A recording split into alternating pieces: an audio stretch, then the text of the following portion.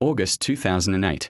Georgia, a small post-Soviet republic, fought Russia, one of the world's largest militaries. The war lasted just 5 days, but the scale of the clash revealed the imbalance of power and set the stage for future conflicts. The roots of the war were ethnic and geopolitical. Two breakaway regions, South Ossetia and Abkhazia, had fought to separate from Georgia in the 1990s. Russia supported them, while Georgia's president, Mikhail Saakashvili, pushed to join NATO.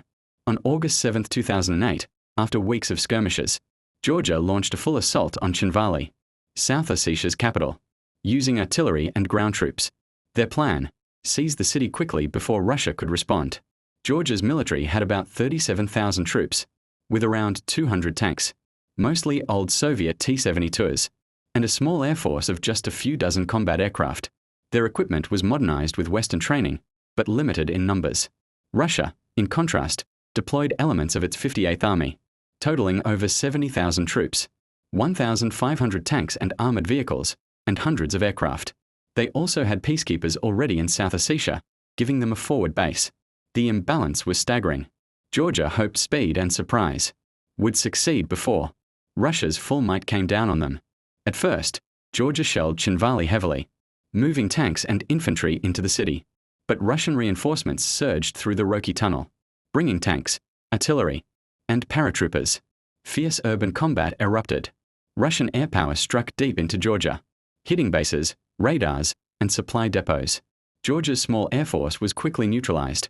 Within the first 2 days, they lost several aircraft and could no longer contest the skies. Meanwhile, in the west, Russian and Abkhaz forces launched an offensive into the Kodori Gorge, the last Georgian-held pocket of Abkhazia, forcing Georgian troops to retreat.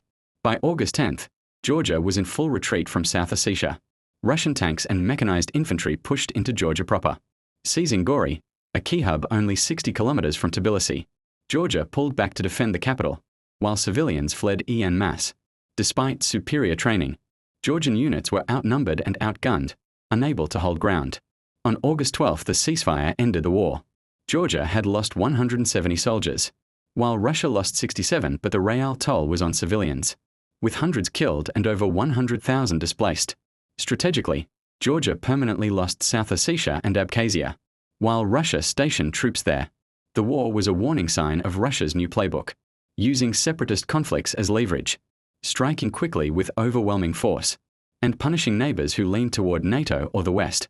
This same pattern would reappear years later in Ukraine, first in Crimea, in 2014, then in the full-scale invasion of 2022.